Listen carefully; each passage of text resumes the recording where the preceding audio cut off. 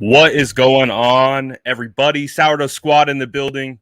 Super, super happy to have a very, very special guest with me today. If you haven't seen him before, Jordan Elliott is joining me, writer for NinersNation.com. Jordan, I'm so happy to have you on. How have you been, man? How are you doing? Been good. It's been a little turbulent start to the season, but still a lot of season left to be played. So we'll see if they can turn it around this weekend. Absolutely. And unfortunately, I think the momentum was rolling kind of in the right direction. We were kind of getting out of the Colts loss, looking at some optimism for the rest of the year with the Chicago Bears coming up. But of course, Kyle Shanahan just recently spoke at the podium at the press conference to beat reporters, and some news is coming out of that. So let's dive into some of the news that came out, and then we'll circle back towards the Bears game, see what the keys of victory are, see what they have to do to win, to move forward, to stay alive in this hunt of this year. But as we know, Kyle Shanahan comes up to the podium. Javon Kinlaw had knee surgery earlier this week and is out for the year. How do you feel about that? What are all your thoughts that kind of wrap up and revolve around Javon Kinlaw? The first thought I have to make is that people's initial reaction to this is going to be immediately comparing him to DeForest Buckner and the void that DeForest Buckner left, which is just unfortunate. There's no other way to put it. DeForest Buckner was an exceptional football player and he was a leader. I don't necessarily agree with the decision to let him go, but I do understand the thinking behind it. I do think that they got tremendous value for a player that plays a position that isn't, I don't say it's not valuable, but it's not as valuable as a top 15 pick in a draft in the first round. And it ultimately matters what you do with that pick. And then that's where people are going to say that Kinlaw is a bust. He's injured. When he is healthy, they don't think he's good enough. And then that's where I would have some pushback, is that I think when he has played, he has made a tremendous difference. And while he isn't doing anything on the stat sheet that may be popping out at you, we pour over hours and hours of all 22 film, and there's so many plays where this guy is eating up a guard and a center at the same time, which is allowing all three other guys rushing the passer to get one-on-one matchups, which has led to sacks for D Ford. It's led for opportunities for Armstead and Bosa. So I understand the logic behind it. And the point I'm trying to make is I understand there's a lot of frustration around Javon Kinlaw, and it could very well not work out. He may never, be a consistently healthy player. He's obviously not DeForest Buckner, which again is what people tend to come back to. But when I evaluate these decisions, and Brad and I do a lot of draft stuff, for me, it's drafting players and building a roster is such an inexact science, and it's so easy for any of us after it's already happened to go back and been like, oh, they should have taken this player, or they should have done this.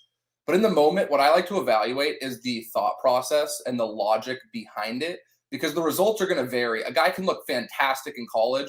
Brad can tell you there's so many guys that we watch that look like studs in college, and it just doesn't translate to the next level. But if there's not really logic behind the pick, that's where I tend to have an issue. So my biggest thing with Javon Kinlaw is, full disclosure, I wanted CeeDee Lamb. I thought they should have taken CeeDee Lamb there. No disrespect to Brandon Ayuk. No disrespect to Javon Kinlaw. I just thought that CeeDee Lamb was such a dominant wide receiver and a guy that could be your number one for the next 10 years. And the fact that he slipped behind multiple wide receiver needy teams and was there, I thought it was a no-brainer. But again, it's easy for me to sit there and say that from where I'm sitting.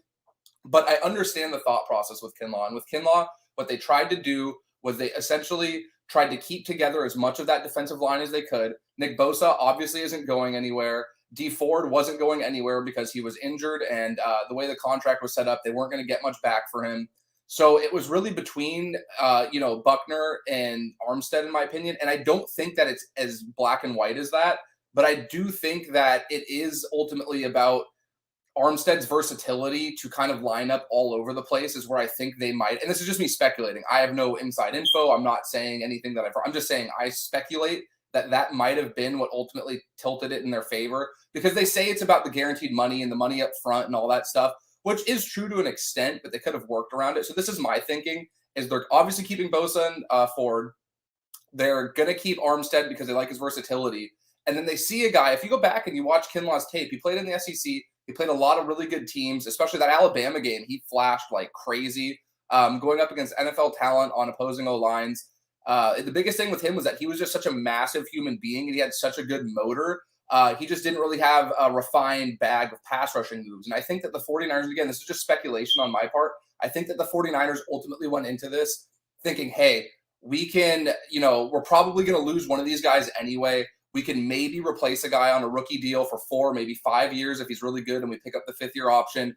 This guy's a massive human being who can eat up gaps and who has the potential to develop into a guy that can be a pass rusher that's going to threaten from the interior as well. And so I get the logic behind the thinking. I just think my biggest concern is how much of this goes back to the knee problems that he had before the draft, because I've gone back and read a few articles recently, and while there's a lot of thinking that, oh, they should have known better, he had, bad knees coming in, they should have taken it. I've read a lot of articles from doctors that that were speaking on this at the time that said the knee issue he had coming into the NFL wasn't something that should prevent teams from drafting him. While it was flagged by a lot of the teams, there was one in particular that said that like 90% of athletes who have that injury never have it be a reoccurring thing or don't have it, affect their careers down the line. So I'm wondering if it's that injury in Dallas is what really did Javon Kinlaw in, that they mentioned last year. He got hurt in that Dallas game. It never really healed the way they wanted it to in the offseason. So I understand the frustration because it does look bad. The optics are bad. You take a guy who had, medical red flags surrounding his knee, and then 2 years into his career, he's still having knee issues, and he's going to miss the majority of the season as a result. But until we really know if it was that Dallas game or if it really was something reoccurring from before, I would hesitate to rush to any judgments. But again, it is, it's a sport of optics, and it doesn't look good when you let a guy of DeForest Buckner's caliber leave, and then the replacement is a guy who, whether it's just coincidence, whether it's just unfortunate luck, is injured and can't get on the field. So I understand the frustration, but I do understand also where the 49ers were coming from when they made this pick. The biggest thing that they can do now, in my opinion, is do whatever they can to get Brandon Ayuk back on track, because if they end up hitting on that pick, I always say if you can hit on 50% of your picks in any round, it's a success in the draft. That's a massively successful draft. So while it would be a bummer to lose Kinlaw for the season and see how his career ends up panning out with that knee injury, I do think that if they end up turning Brandon Ayuk into a formidable receiver that they're going to have for the next half decade, I do think it's ultimately a net win. So while I know it's not related, one's a DT, one's a receiver, different sides of the ball, I think just from an optic standpoint, that it would ultimately end up making the team look a lot better if they're able to at least say, hey, we hit on one of these two, and whatever we get out of Kinlaw now is just a bonus. 100%. And we know, and you said something that really stood out to me, is we know this league is a league of optics. It's what does it look like? How do we perceive it? We don't know what's going on inside that building. So everything that we talk about, media talks about, fans talk about, it's our perspective and our perception of what's going on. So absolutely, optics are huge, and the optics of it right now are not good. Javon Kinlaw's done for the year. We needed Javon Kinlaw. We needed Javon Kinlaw's presence in the middle. You touched on it. He might not have been piling up the stats, but what he was doing was occupying 2 blockers, which is huge for your linebackers. It's a trickle down effect.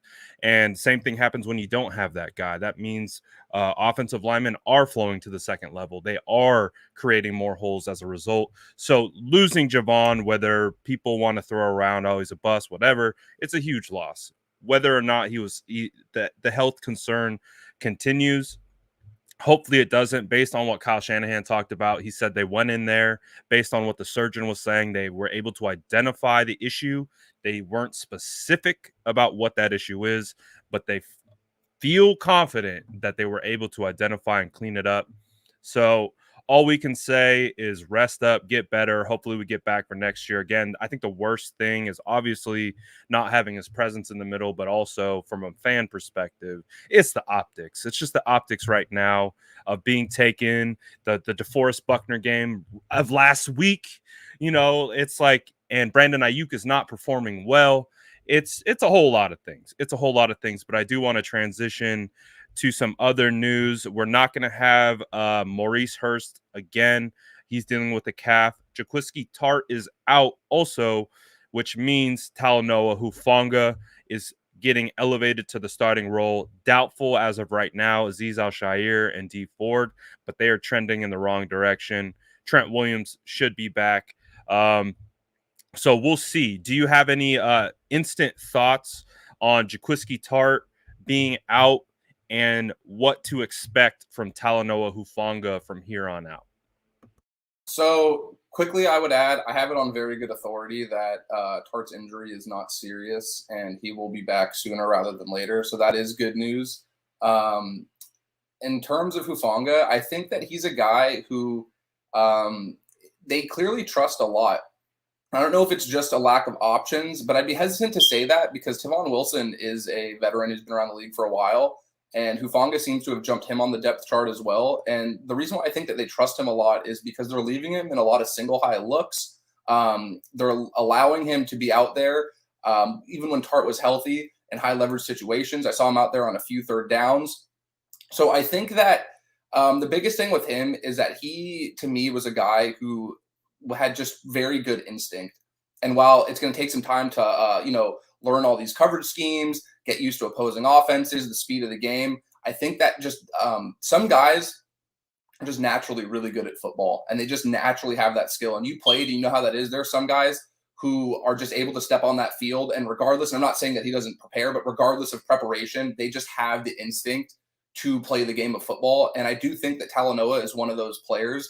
So I do feel okay, but at the same time, it still is a day 3 pick that's a rookie in this league. And it's still, would be unfair to expect him to just come in and play at the level that Jaquiski Tart is played at. Because as we've talked about a bunch, I know, Jason Aponte has, Vish has talked about it a lot. Tart is a guy who has quietly been one of the best players on this defense for years and never really seems to get his due. So I don't think it's fair to expect that Talanoa will step in and be that same level of player. But I also don't think that he's going to step in and just be getting picked on by this Bears offense because A, I don't think that they're very good. And B, I think that he is good enough to hold his own and not be a, net negative on the field and be a guy that they're going to be targeting over and over and over again. 100%. I go back to when we were at training camp and we were actually sitting right next to each other watching. And I remember there was a day where we were hoping to see them come out in pads and they didn't. And, I was big on watching the offensive line. And I said, you know what? Screw it. I'm focusing and watching only Talanoa Hufanga today because that was the day that Jimmy Ward had taken a day off. Talanoa got all the first team reps on that day at training camp. And I swear to God, that dude was everywhere. He was exactly where he needed to be. He has a nose for the football. He has a cerebral awareness of I'm not going to say a veteran yet because we still have to see it being proven. But what we saw in training camp, what we've seen in preseason, what we've seen in spurts from Talanoa Hufanga makes me not feel nervous. But again, we understand what he is and who he is. So I think he's a smart enough cerebral player that he's going to put himself in position to make plays. Can he get beat? Yes, he can. He's not a world beater when it comes to straight line speed. That's why his instincts and his mental processing is so valuable to him because it puts him in good position to make plays. So hopefully he doesn't become too much of an issue, but we'll see. It will be a rookie, another one of the rookies getting the starts this week against the Bears. Let's talk a little bit of quarterback with my guy, Jordan. Let's hop right in. And I want to know your thoughts because we haven't talked this year, at least online. We've talked plenty offline, but online about the quarterback situation. What are your thoughts with Jimmy Garoppolo going to be slated to start this week against the Bears? But Trey Lance is now healthy. He is not even listed on the injury report. How do you kind of envision Sunday versus the Chicago Bears, at least at the quarterback position? How do you see that playing out?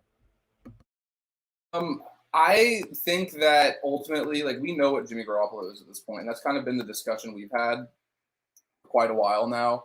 I do think that this week, while the Bears they've always have a competitive defense this year, I do think they're a little bit susceptible. Or I should say this week in particular, they're a little bit susceptible because they will be without their best pass rusher in Khalil Mack.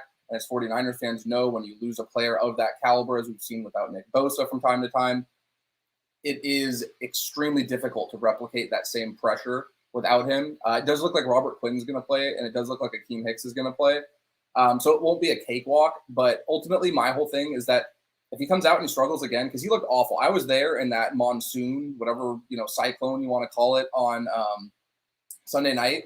And I don't think that that is a valid excuse at all, because Carson Wentz was still out there slinging that thing. While he did look great in terms of quarterback play, he still was pushing the ball downfield. He was still throwing a tight spiral. He still had good zip on his ball. And I just think that that's the difference. I just don't think that Jimmy's really that guy. I admittedly came into the season with a lot more optimism. I thought that they did a really good job retooling the offensive line, which actually, if you look at metrics and you watch the tape, they actually have. The offensive line has been much better this year than they have been in past years. I think that there's objective data that supports that they aren't the problem. I thought that with, I admittedly did not see this fiasco, whatever you want to call it, with Brandon Ayuk coming. So I assumed with Debo and Ayuk and Kittle coming back, I didn't think he was going to get hurt again.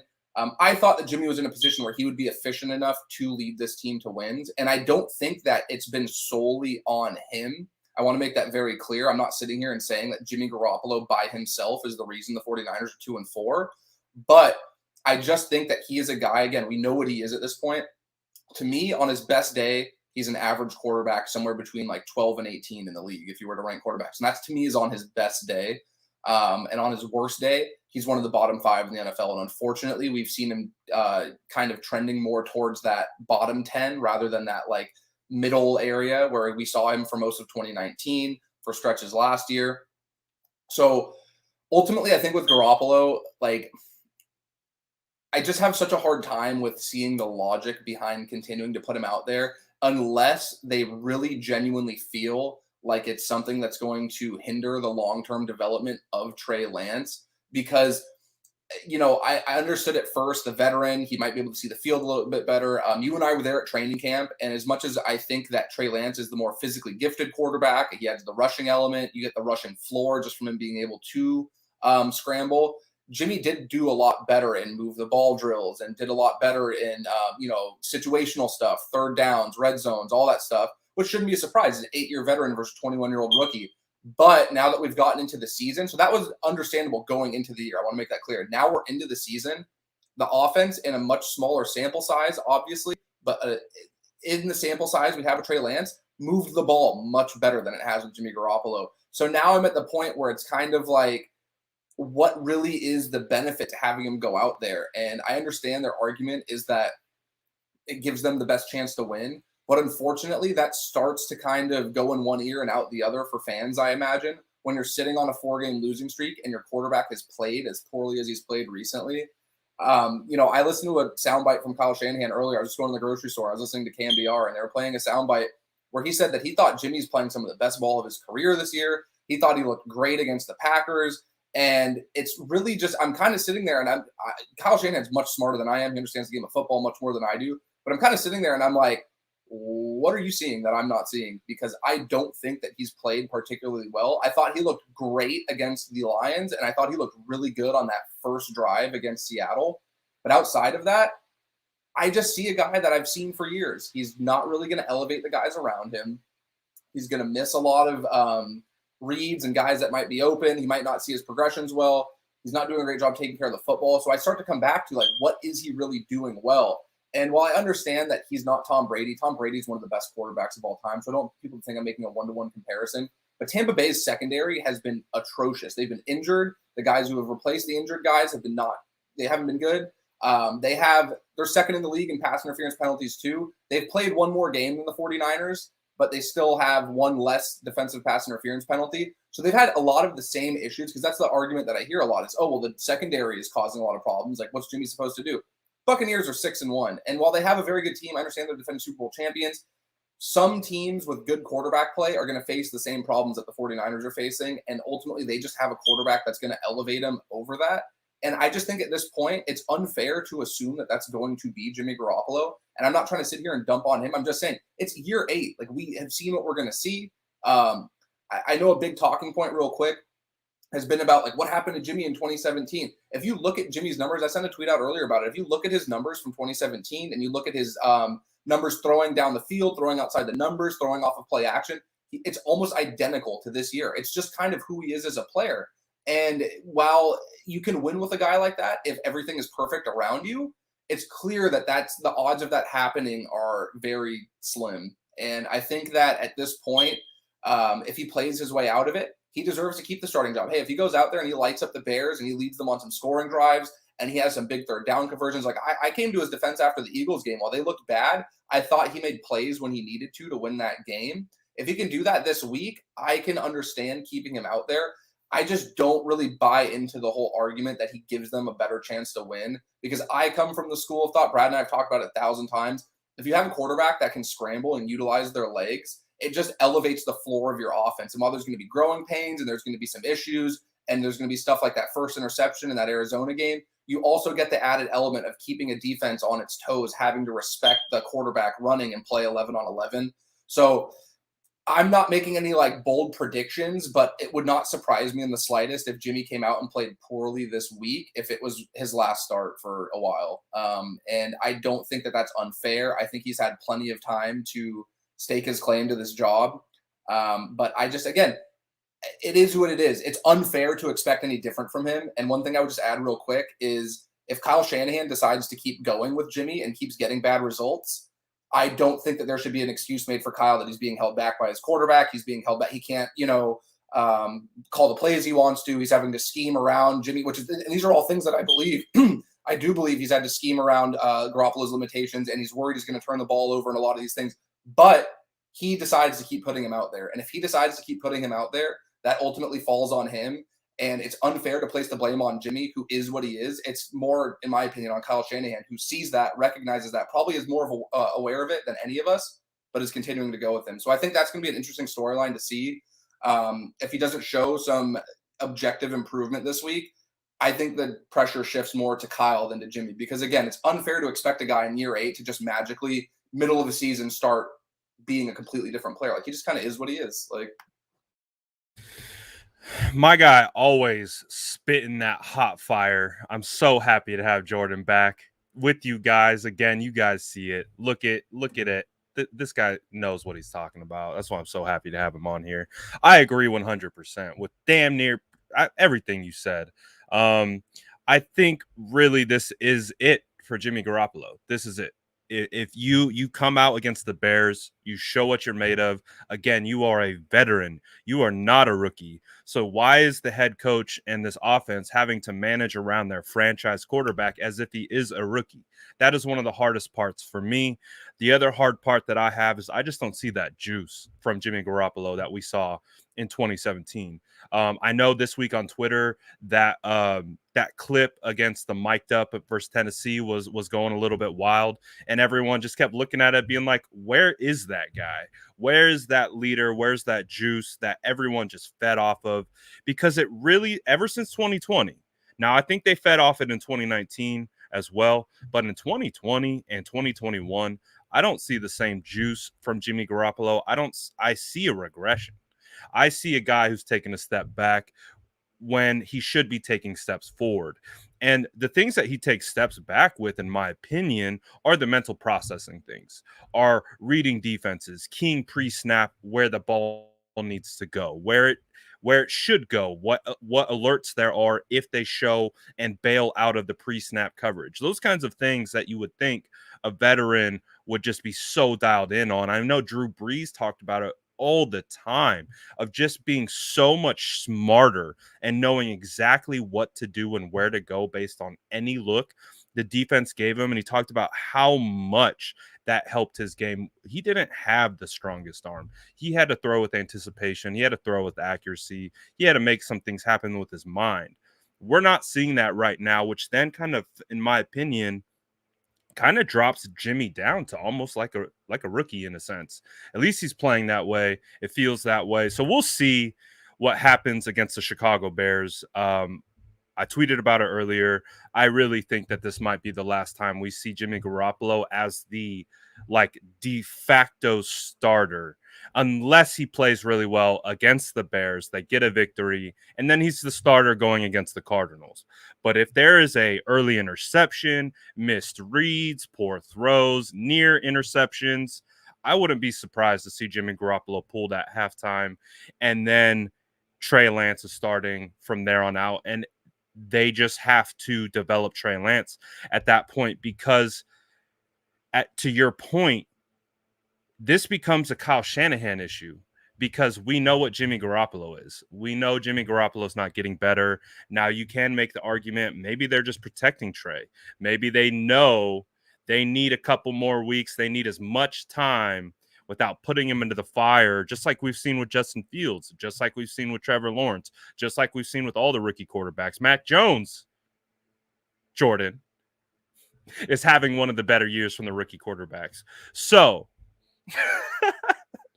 oh man, I can't wait. So, what do you like?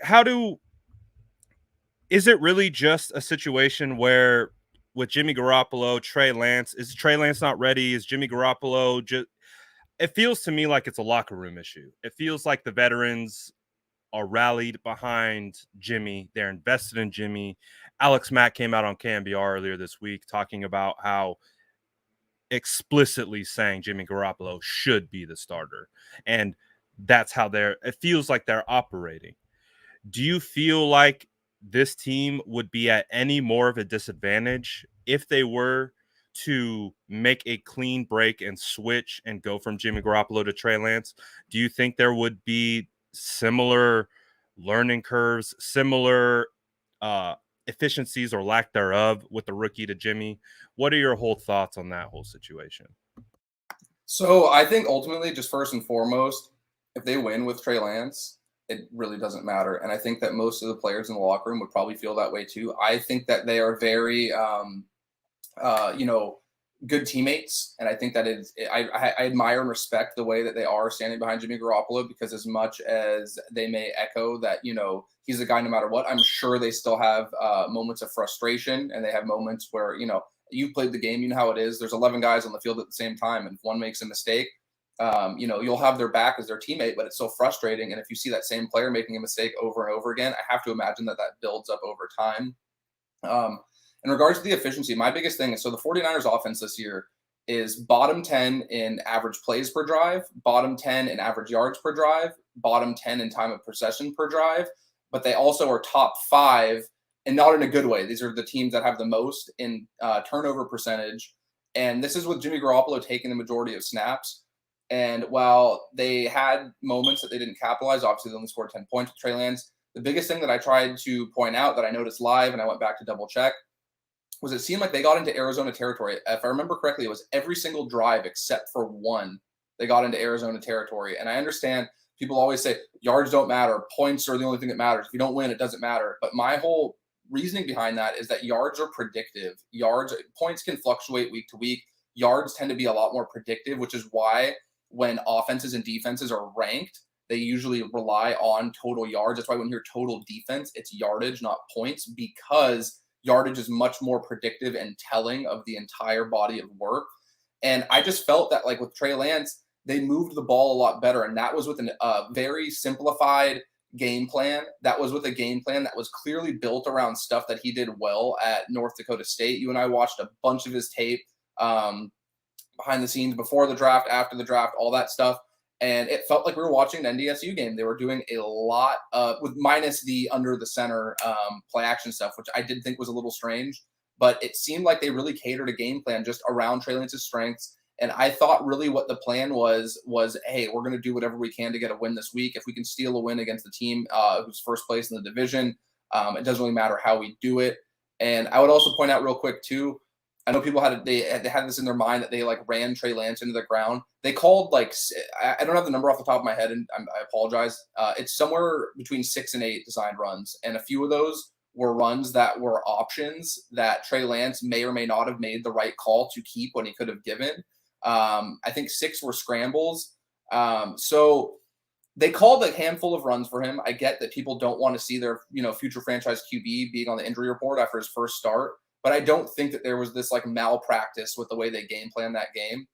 And as you and I saw, there were just a couple little things. They really, really, really missed George Kittle in that game because there were a couple plays where if Kittle's in that game blocking, they're probably house calls. And instead of sitting here and being like, what's Kyle Shanahan doing running this rookie into the ground? We're all sitting here, beside ourselves talking about how Trey Lance is going to be the future of this league, future MVP, breaking 40, 50-yard runs. And it really is these minor things in execution. And I wish I had the video so I could show you just to guys. cut you off really quickly, this play is going to be burned into my head, I think, for all eternity. The play where it spurred into Trey Lance getting stopped at the one, that crazy run.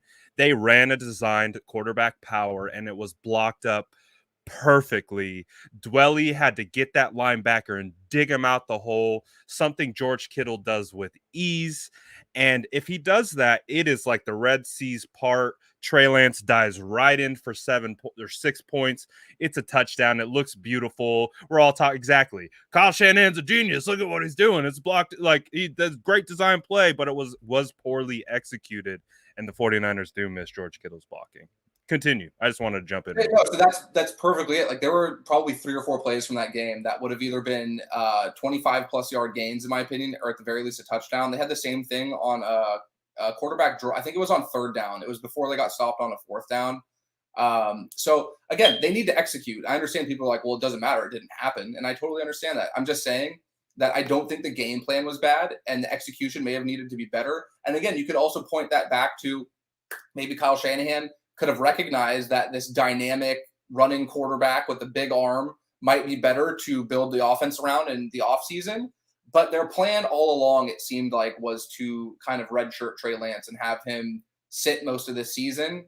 I just think ultimately they were so I think that was the plan when they drafted him. This is my speculation. Then they had rookie mini camps in May, I believe, and they had OTAs in June. And I believe that Trey Lance came in and they were like, okay, maybe this guy can give us something this year. He's talented. He's picking up the playbook quickly. He's picking up the cadence. And while it doesn't mean he's mastered it and has it all down, I think that he impressed them in that regard, which is why I believe we saw him week 1 in Detroit. If everyone remembers, he had the first touchdown in the 49ers season to Trent Sherfield. We see them trying to kind of integrate him into this offense. So I think that my biggest thing is that I totally understand changing an opinion or a plan based on new information you're given, but it feels like the 49ers aren't really committing to whatever their plan was when they drafted Trey Lance. And it feels like they're kind of stuck somewhere in like no man's land right now. And unfortunately, that was the downside to keeping around Jimmy Garoppolo, because there is an emotional attachment. These guys have, like Brad's played the game. He can tell you when you go into battle with these guys and you're, in the weight room, in the film room, practicing, playing week after week over the course of a couple of years, you develop a relationship. And while football, it's a profession. These are professionals. You'd expect them to kind of put that aside. It's unrealistic to expect humans to put aside human emotions. And I understand the emotional attachment to Jimmy Garoppolo, if that makes sense. And I think that the 49ers would have been much better off with another veteran quarterback that wasn't Jimmy Garoppolo, for that simple reason: when the switch needed to be made, there might not be that same level of emotional attachment from the locker room. And again, I don't know what their thinking was. I'm just speculating.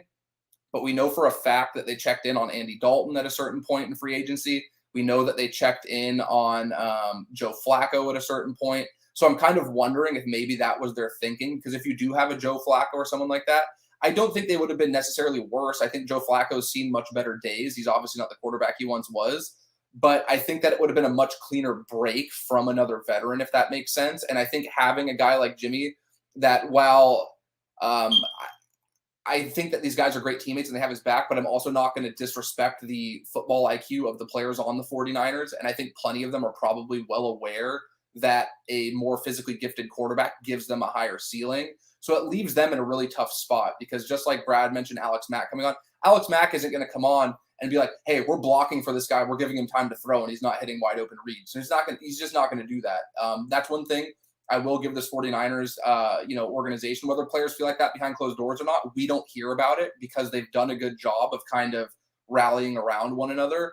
But I just think that is, if that makes sense, like having a guy that's been around, that these guys are so familiar with, while it sounds good, if you're ever going to make that break off of them, I think it creates a much more toxic environment, because then you do get a fractured locker room, where you do have guys who are going to be loyal to Jimmy.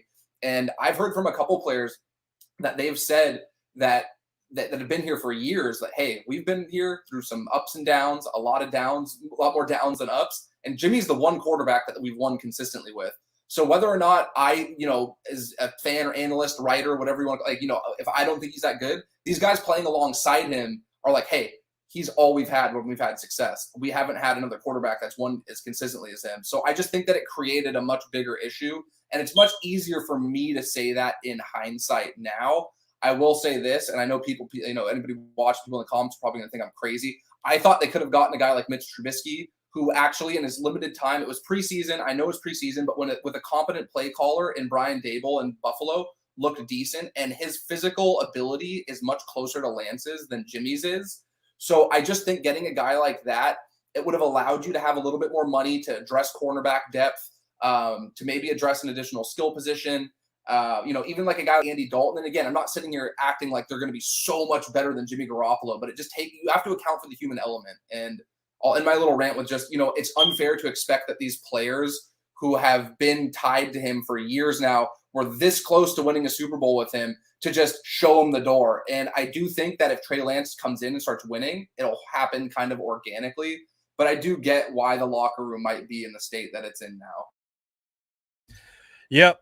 And that was only solidified this offseason with the propping up of Jimmy Garoppolo of he's our quarterback, he's our franchise. Meanwhile, behind closed doors, it was being leaked that the 49ers were trying to, you mentioned some of the quarterbacks that were actually in the building. Joe Flacco was at Levi's Stadium in Santa Clara. He's touched foot down.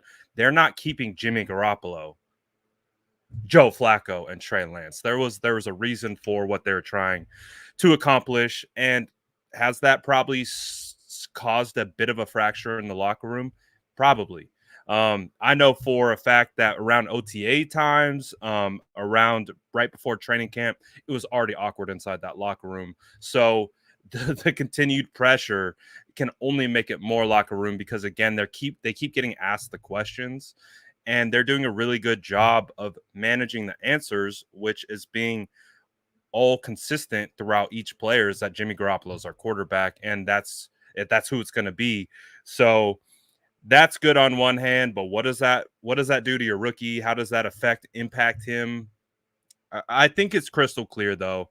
I think I really didn't want to admit it, that it wasn't an open quarterback competition. I really believe that I held real strong, thinking that there was a real opportunity for a quarterback competition in the training camp.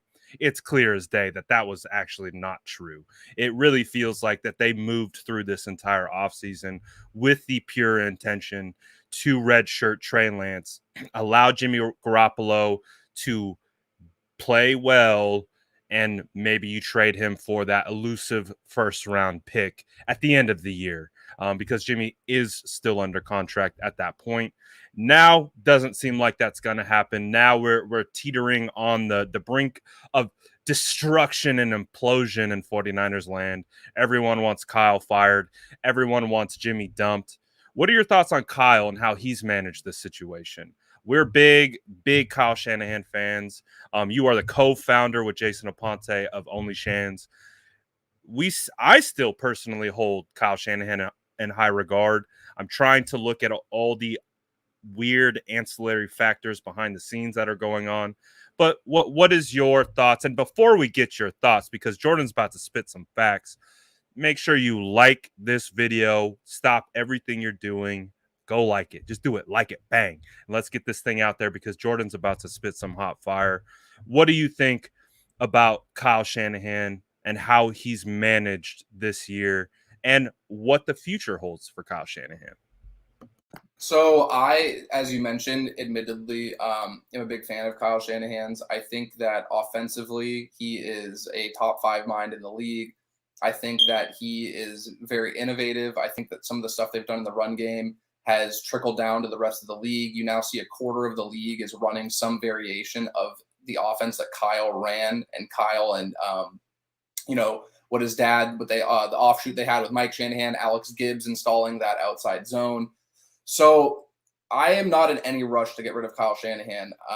The first few weeks of the season, didn't think there was a big issue. I thought, especially with the play calling, people kept criticizing the play calling, and to me, it was more execution than play calling. And guys, I go back and I watch the coaches' film every week. I'm watching all, they call it all 22 for a reason. You're watching every player on the field, and it seemed like a lot of the play calling was good. It just wasn't being executed. But I will say this: I've had some thoughts lately, and I'm interested to hear yours on this. I think the biggest fault with Kyle Shanahan, and it's also one of his biggest strengths, is that he is so good at rolling out a similar look, a similar personnel front, running a couple plays, and then you kind of lull a defense to sleep, and then you hit him for the big play out of nowhere. And I think a lot of what Kyle does is that he'll run a couple plays, they'll find success with it, and then he's banking on the defense to adjust to that play call that he's making or that look that he's showing. And instead of sticking with something that the defense can't stop, he outsmarts himself, in my opinion, if that makes sense. And he goes for the big play, expecting them to make an adjustment, when I think sometimes the opposing defense just flat out can't stop what they're doing. And I think that that's ultimately what slows him down the most, is that you get this guy who is very smart. The reason why so many people around the league hold him in such high regard is because he is that smart. But I think at a certain point, it's overcomplicated, and you can just notice, hey, they can't stop this outside, crack toss. They can't stop this misdirection up the middle. They can't stop this play action drift play that we're running. And instead of trying to be 3 steps ahead of the opposing defensive coordinator, rely more on your players to execute something that the defense clearly hasn't shown that they can stop. And again, that's part of what made him so good. In 2019, he would sit there and he would show a couple things, a defense would adjust, and then he'd hit them for a big play down the field. We saw that big play to Kittle against Green Bay. We saw a couple of these plays where it was based off of a look that the defense was expecting one thing and then got another. But I ultimately think that Kyle Shanahan needs to be better at just, hey, I'm going to keep running this until you can stop it. And I think that that's one thing that he's kind of shied away from. And again, I could be totally wrong here, but I'm just trying to think of where they were so successful the last few years. And there are still these plays where he's getting guys open. He's scheming guys open for looks. I'm sure you guys have seen this week, there was a couple plays where Juszczyk was open, Sanu was open, and for whatever reason, the ball didn't get in their hands. And that's where I'm saying, don't be so quick to get rid of Kyle Shanahan, because I could be totally wrong, but I've watched a good amount of Bears film this year. Watch what they're going to do this week. I don't know if Matt Nagy is going to be on the sidelines, because I know he's quarantining with COVID right now. But regardless, they're probably going to still run the same offense with Bill Lazor, and guys aren't getting open. There's not much separation. There's not much creativity.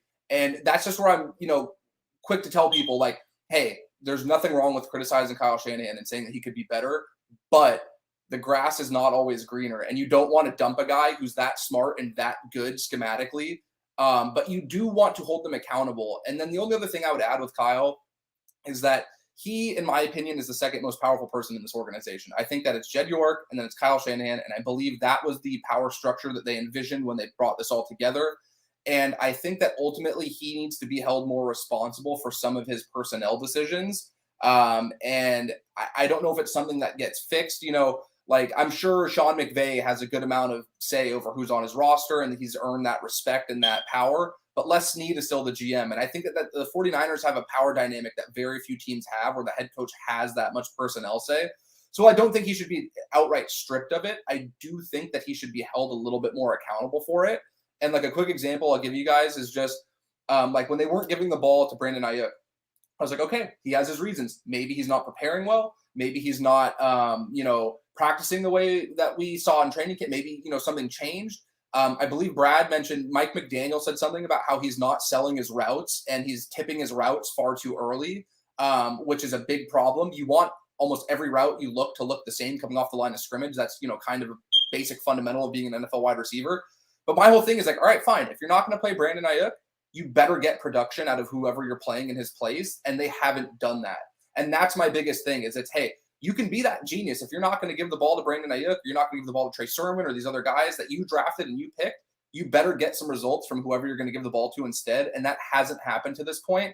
And that's why I think that the outcry has grown louder for where's Trey Sermon, where's Brandon Ayuk, because Unfortunately, while I really like Trent Sherfield and I like Elijah Mitchell, and I think that some of these guys can still be contributors, it looks really bad. And it comes back to what we said earlier. It's all about optics. And if you're not giving the ball to Brandon Ayuk and Deebo Samuel is literally basically single-handedly carrying your passing offense, it's going to create some questions into your decision making and why you aren't giving the ball to a guy that we all saw dominate as a rookie with, let's be honest, absolutely terrible QB play from Nick Mullins and CJ Beathard for most of this, and Jimmy Garoppolo too. Like all three of those quarterbacks were objectively pretty terrible for the majority of last season, and Brandon Ayuk looked like a stud. So I just think that Kyle needs to be more accountable for that. And if you want to make those kind of decisions to not, to teach lessons or, have guys be better or whatever, it would be in his best interest, obviously, to have results from the guys behind that. And that just hasn't happened to this point. The comments are loving the hot fire. Jordan is Thanos, but in a good way. Is that possible? Yes, it is possible because he's right here with us. Super, super happy to have Jordan on, man. I don't know what took us so long to get going this season, but this isn't going to be the last one. You hit on a ton of things, man. And I really think the thing that for me, that I think fans are having a really, really hard time with is him being number 2 in control, which means he is the general manager. He is that lead scout damn near. Like he is making a lot of the decisions that are now trickling into how his team is performing. That is my biggest concern with Kyle Shanahan. When we look at the field and we look only between the white lines and we throw everything else out, Kyle Shanahan is actually not doing that bad. And I think you alluded to it because every time we jump into the all 22, it's execution mistake, execution mistake, execution mistake. Ross Dwelly was at it again this week. Like it's like, how do you, it's at a point where it's like, how do you hold someone accountable for making an execution error on every play? And it's a wide receiver, or it's the tight end, or it's your tackle, or it's your running back, or it's your quarterback. And it's like all on different wavelengths and at different times and moments. It's really hard to quantify to be like, oh, that's all on the coach. What is on the coach and what is, I think fans have a really hard time differentiating is because they don't like how the quarterback situation has been handled. And as the de facto GM, that's why he's getting all the heat, is because there's no separation. Typically, you have separation between general manager and coach for that reason. And when you trade a DeForest Buckner, that's a general manager move, more likely than not. Or you can at least sell it to a locker room that way. In this instance, Kyle Shanahan traded DeForest Buckner. Kyle Shanahan almost traded George Kittle. Kyle Shanahan's been doing all this quarterback stuff. So the locker room is looking at this stuff like, all right, well, you're our head coach, but you're also our GM and you're also moving and trading. And, I think that is where a lot of this trickle down effect that maybe might be happening onto the field. But I think at the end of the day, if these guys are executing, we're not having these conversations. If Jimmy Garoppolo is hitting his reads on time, reading defenses properly, Brandon Ayuk is getting open with more effectiveness and efficiency. It's not that he's not. He is. And when he is, guess who's not finding him? Jimmy Garoppolo.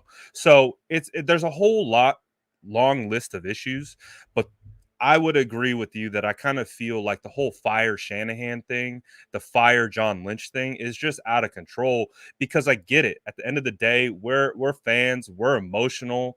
We want this team to win. We had Super Bowls in our minds. We were thinking locks to be playoff contender. And it's not going that way. And so when you start looking at, well, why isn't this guy playing? You drafted that guy, he's not playing. We made this move, it's not working. The GM Kyle is taking a lot of hits right now, and it's unfortunately seeping into Coach Kyle.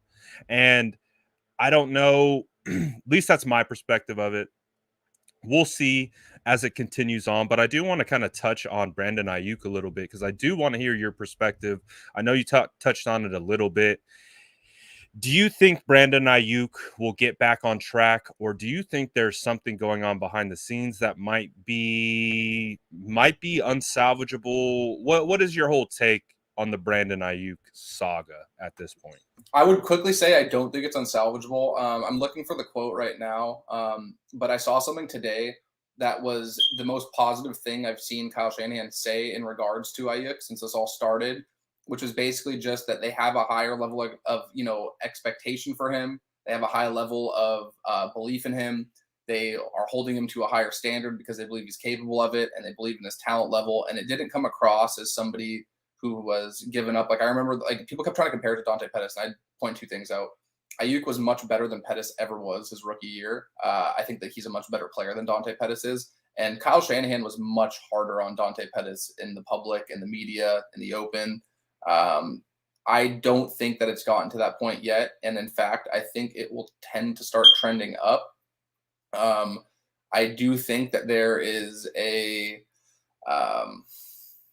I think there is something going on that we don't know about. And it could be something as simple as they don't believe he's selling his routes as much.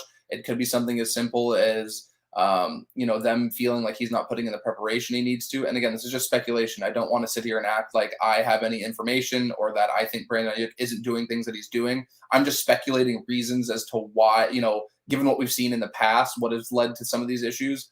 But the talent is there. And that's the most upsetting part is the talent is clearly there. The guy is somebody who can elevate this offense to an entirely different level than we've seen, which is kind of getting imperative considering they're just kind of like a middle of the pack offense at this point. So I think that the biggest thing, so one thing that did stand out to me too, I will add, and I don't know if it factors in, is there was a couple plays. I wish I had the timestamps off the top of my head, but from that Colts game where it looked like Ayuk completely whiffed. One of them was the RPO screen that they threw to Debo, which I actually don't fault Jimmy for. I've watched a good amount of film with people whose opinions I respect, who I believe are much smarter than myself, and they've come to the conclusion that Jimmy doesn't take enough chances on those RPO bubble screens, and he doesn't let his guys get enough chance to make plays with the ball when the numbers are either even or favorable on that side. And at the time, on the outside of the hash, I believe the 49ers had even numbers. So that would mean that there would be two blockers and then Debo versus an open guy in space.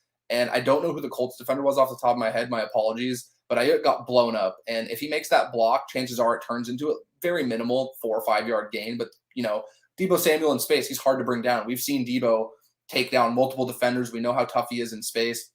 So little things like that to us as fans, like when I watched in real time, like I was at the game, and admittedly, my first thought when that play happened was I need to go back to watch the All-22 to make sure that Jimmy Garoppolo made the right read on this RPO or not. But I think he did. And I think that just it was a missed block, a slight lack of execution, and that ultimately comes back and hurts. And that's one thing that we know with Kyle. He's very hard-nosed, very old school. And if you miss blocks, if you make, special teams mistakes, if you make little mistakes that we might overlook as fans because we're just so frustrated at the overall product, those are things in the meeting rooms that they might hold over. So I do wonder if it maybe is an issue because he hasn't really stood out to me as a run blocker this year. There was another play against who did they play the week before? Arizona. There were a couple plays I thought. I'm forgetting if it was Arizona or Green Bay. One of those games. There were a couple plays where I was like, man, Ayuk really isn't looking good as a blocker in the open field. And if you play for wide receiver for Kyle Shanahan in this offense, you not only have to be willing to block, you have to be good at it.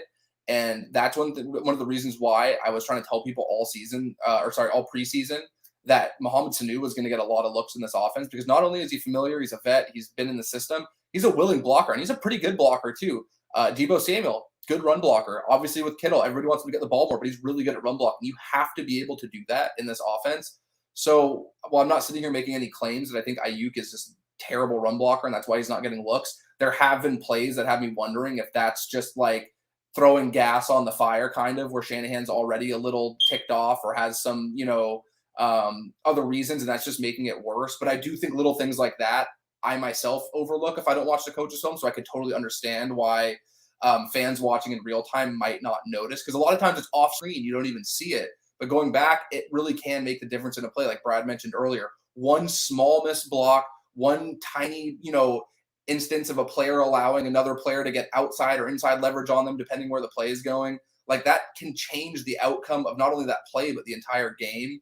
So I would speculate that there's been enough minor mistakes like that have just compounded to the point where Shanahan's just not willing to put him on the field as a result, because I just can't wrap my head around not having a playmaker like that on the field and scheming up ways to get him the ball behind the line of scrimmage, jet sweeps, fly sweeps, end arounds, bubble screens, quick slants. Like it doesn't seem like they're making a concerted effort to give him the ball the way that they are with a Debo Samuel or George Kittle or even like an Elijah Mitchell this year. Like, I wanted to to pull up that screenplay because I knew exactly what you're talking about. I saw the exact same thing that you were seeing.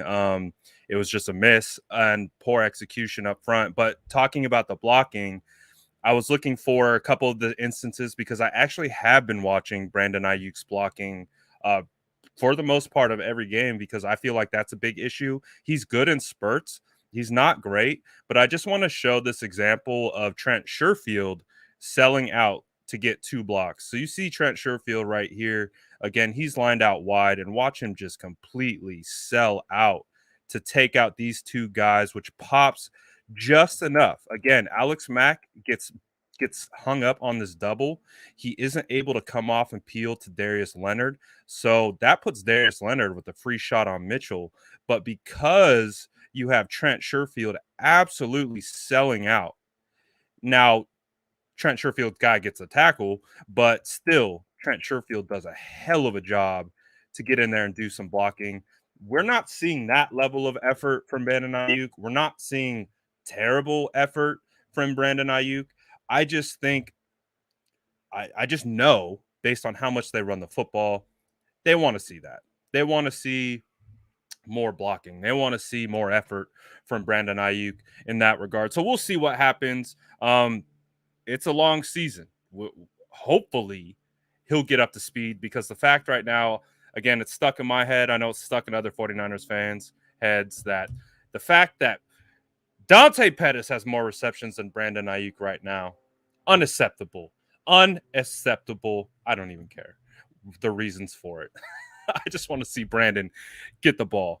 Let's focus really quickly on we'll take some of your guys' questions. If you guys have questions for Jordan, start thinking about them, get them loaded up, because I'm sure you guys will. As you can see, is fantastic insight. What are your thoughts as we focus towards Chicago? What do the 49ers need to do to beat Chicago? Understandably, no Khalil Mack. He's out. That's a huge loss for them. But with what they have on offense and defense, what do you see the 49ers needing to do this week to come out with a win at Chicago? so the first and foremost they need to do is, people are going to focus on the offense because the offense has struggled much more than the defense has. But I think that ultimately the defense needs to come out and just have there be zero doubt left in this game. And what I mean by that is the Bears offense right now is 32nd in yards per game. They're 30th in points per game. They're 30th in first downs. They are 32nd in passing yards. They are 32nd in net yards per attempt passing. So I think ultimately what they need to do is they need to come out, do whatever they can in their power to stop. I believe Damian Williams and Khalil Herbert are going to be the 2 lead backs for. Almost said Detroit. I got Don Burr on the mind here for Chicago. And I think that if they're able to slow down the rushing attack and force Justin Fields to throw, real quick, I would add, Brad and I talked a lot, like dozens of hours probably before the draft. We did shows, for those of you who remember. We talked off screen too. And I had 2 big problems with Justin Fields coming out.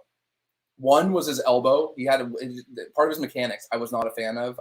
It was a big issue for me. And then the second was that I thought he held the ball too long in some instances. And I thought that he took a lot of sacks that he didn't need to.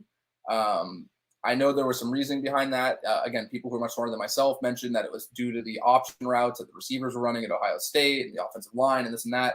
Right now, the Bears' offensive line is grading, and I'm not a huge fan of PFF grades, but they also, they can be a little telling at times. They're grading like middle of the pack. They're just like an average offensive line. But he is being sacked more than double. He has more than double the amount of sacks as any other quarterback in the entire league right now. And as much as I don't think it's all on him, I think that the penalties the offensive line is a problem. I think the scheme is a problem. I think just the coaching is a problem. Like, there's a lot of issues going on in Chicago that's kind of masked behind the fact that I think they're 3-2, right? 3-3. I know they're not under 500. That is something that the 49ers need to take advantage of. They need to get them in positions where they need to throw the ball, and they need to make Justin Fields take sacks, because it's what he's been doing all season. The 49ers defensive line is probably still, while they haven't been great this season from a pure talent standpoint, they're probably the most talented group they have on the field. So ultimately with the Bears right now is, if you're able to take away the run game and force them to throw, we've seen that the receivers are going to struggle to get separation. While Fields isn't afraid to push the ball downfield, he has the second highest deep throw rate in the league. He also doesn't have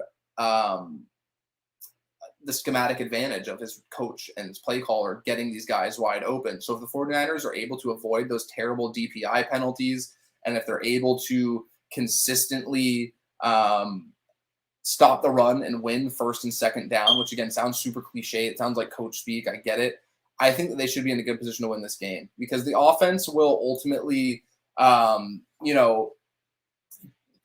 they're going to score a decent amount of points. I think I don't see how they don't score more than 20 in this game. Like they're going to have to get above that regardless. But if the defense can come out and play the way that we know they're capable of, like the whole point I'm trying to make is that the defense has been the proven unit this year, and ultimately when they need a win, like this is pretty much a must-win game, you're going to have to rely on that.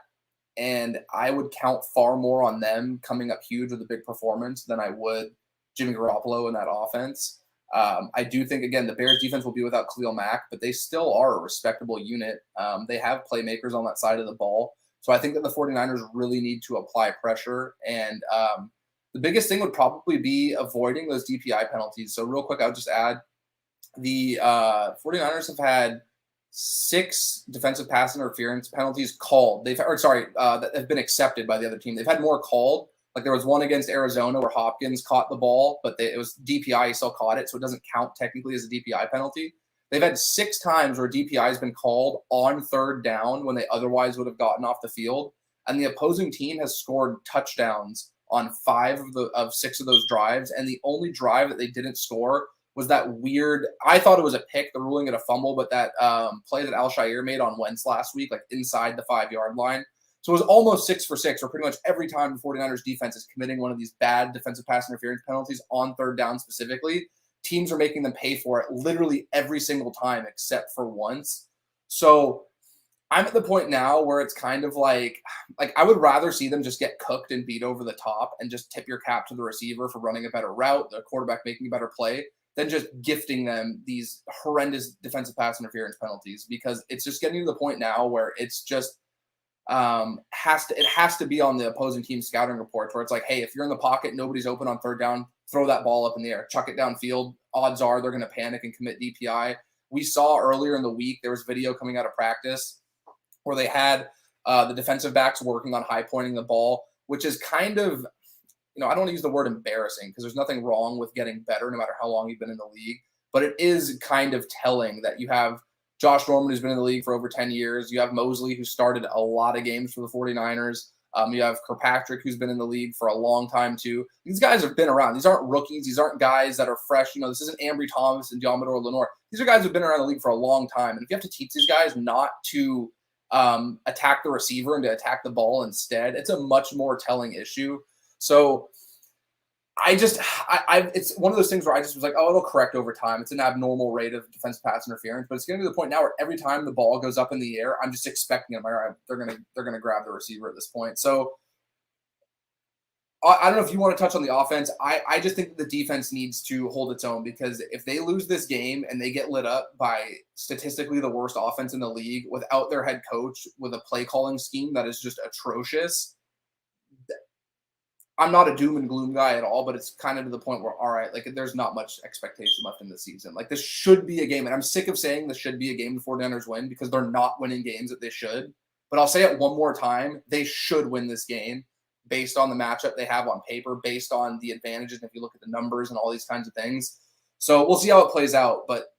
And Justin Fields is a good quarterback, and he's mobile. And we know the 49ers had troubles at times with mobile quarterbacks, but there's no excuse for this defense to get cooked the way it has been on the back end, on these third and longs, giving up DPI, sacrificing field position. And I'll just add real quick, the most unfortunate part about all of that is if you go back and you watch the Colts game, if you watch parts of the Seattle game and Green Bay game, and especially the Arizona game, when they're not giving up these penalties like that, they are actually really hard to move the ball against. Like the Colts had a very tough time moving the ball up and down the field when they weren't being gifted good field position via penalties. So I just think that the 49ers defense needs to come in, be very disciplined, again, win first and second down, prevent them from running the ball, and make the rookie quarterback beat you. Don't give them free sets of downs and free field position.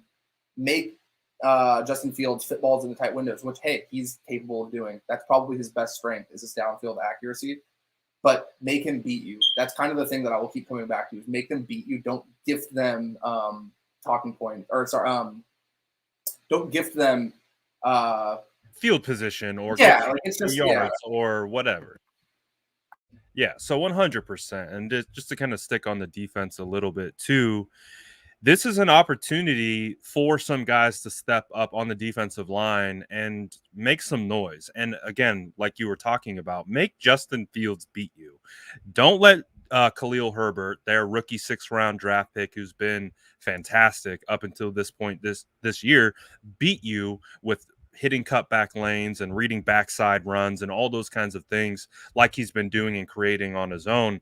This is a great opportunity for the 49ers defensive line to really assert themselves, even without Javon Kinlaw, without Maurice Hurst, without Dee Ford, even without Azeez Al-Shaair potentially, who's in the concussion protocol and hasn't practiced all week and is doubtful for the game. There's still an opportunity for this defensive unit to take a step forward. And I think it starts up front. I think it starts on the interior. DJ Jones needs to get home against their center. Their center is mediocre at best. And that's the weak point of their offense, in my opinion. And if you can attack that and make them hurt on the interior, it affects everything else, opens up your guys on the edges like Bosa and your guy, Jordan, who I want you to talk about right now. Jordan Willis appears to be active this week, coming off the suspended list. Give me your scouting report of Jordan Willis from training camp this year. And just to kind of put a bow on the defensive side of things, do you think Jordan Willis can be a factor this week? I want to assume that he's in good shape at this point. Jordan Willis is a guy who has a good amount of bend. He's got good just get back, pin his ears back, get after the quarterback. He's not a guy you're going to play on base downs. I feel like just, you're not going to count on him base downs. He's much better rushing the passer than he is defending the run. But he's just a gifted athlete. And I think inside of this wide 9 scheme, and the way that the defensive line is coached, it fits what he wants to do really well. I do think that the lack of a consistent pass rush on the edge position on the opposite side of Nick Bosa has been a huge problem. Dee Ford came out firing to start the year. He looked great in camp. I don't know if he's a little bit hurt right now or what happened. But right now, Nick Bosa leads the team with 23 pressures. Eric Armstead has 19. Dee Ford has 10. And they're the only 3 in double digits, which 6 games into the season, you'd like to see a little bit more. Samson Ebukam only has 4. Arden Key only has 3. So I think that we are at a spot now where you're really hoping that Willis can kind of pick up the slack and be that rotational guy on third downs. Fans saw in the game against the Chargers in the preseason, he had that safety. We saw him all camp. It looked like he was the guy, in my opinion, and this is just my subjective viewing, he looked like the guy who was giving Trent Williams more problems than anybody when they were going head up in these 11-on-11s and 1-on-1 drills. And if you can give Trent Williams problems consistently, you're probably pretty good at getting to the quarterback. So while I don't think he's going to come in and be a superstar edge rusher and be a guy that we're going to be spending all week talking about, it does give them a significant boost. And I don't know if Kevin Givens is going to play. I know they activated him back, or they opened his practice window. I think they've really missed him as well. He has been phenomenal the last year and a half or so rushing from the interior. So I just think it's a point where as much as it'll be good to have Jordan Willis back, I do think they expected a little bit more from Samson Ebukam. So it'd be nice to see him take a step forward. Same thing with Arden Key. They haven't been, terrible overall. I think Key especially has been really good defending the run. but I do think that they need something from the other side of Nick Bosa, because Nick Bosa is getting these chip blocks, these double teams, and teams are starting to realize, hey, if we get rid of 97 and we, devote a couple guys to him, we'll probably have time to get the ball out quickly. So whoever they can get this week between Key, Ebukam, and Willis to give that contribution, I think will ultimately be a deciding factor in how much pressure they're allowed to get, because they're going to get it up front. As you said, the center is not very good for Chicago, and Eric Armstead's quietly had a pretty good year. He's slowed down in the last couple of weeks, but that opposite edge position has been a big problem all year. Absolutely. So Jordan Willis will be some much needed reinforcements for that 49ers defensive unit that, besides the penalties, like you alluded to, they've been pretty damn good and pretty damn efficient, pretty solid, and got stops when this team has needed stops to put the offense in a position to win games. Now let's focus on the offense, who unfortunately has been a bit of the point of emphasis regarding the struggles for the 49ers this year. Again, a big point of emphasis for me, going back to the Eagles game of, well, who do we blame? Why isn't this working? Again, it's hard looking at your fifth-year head coach, who's the offensive coordinator, with a fourth-year veteran quarterback, veteran offensive line, veteran wide receiver, not veteran wide receivers, but up-and-coming wide receivers, best tight end in football, best fullback in football, whatever. Doesn't matter if there's rookie running backs. It just doesn't seem like they're gelling. They're able to get up to speed, and we're going to really see this week. Again, it's on the road. It's a 10 a.m. start, Pacific Standard Time. So those guys are getting up at 5 a.m., 4 maybe 4 a.m. in some instances. Always a bit of a trap game in that regards to traveling to the mid to west or east coast. So we'll see how they respond. But from my opinion, and continues to be my opinion, these 49ers need to get back to running the ball and executing play action, just like we saw against the Colts on the both scoring drives that they seemingly had. And like you touched on a little bit, they got away from. I would really, really like to see more of that game plan installed, especially against this defense that does have some talented players on it. Eddie Goldman is no slouch at nose tackle. Keem Hicks has been one of the better defensive linemen in the NFL. Roquan Smith is an ascending linebacker for the most part. Robert Quinn, we know who he is from his time with the Rams. And Eddie Jackson is no slouch. Kendall Vildor is a guy that I really liked coming out of the draft, who's been serviceable. What do you think the 49ers need to do against this defense to prove that they belong? Because I think the defense has done a good enough job proving that they can hold their slack. What does the offense need to do to prove that to their team and the rest of the fan base? I think that Jimmy Garoppolo just needs to prove that he can throw the ball somewhere consistently outside of 10 to 15 yards in between the numbers over the middle of the field, because he's done that fine all year. His success rate throwing crossing routes against the Colts last week was actually extremely high. Everything else it just didn't work.